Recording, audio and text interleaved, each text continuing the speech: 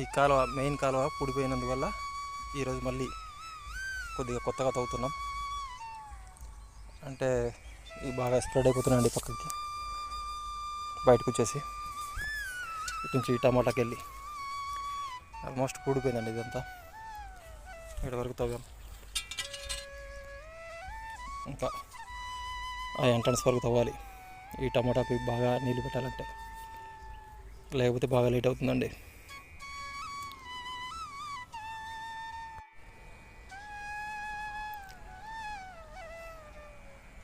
టమాటా అన్ని మడులకు నీళ్లు పారిస్తున్నాం.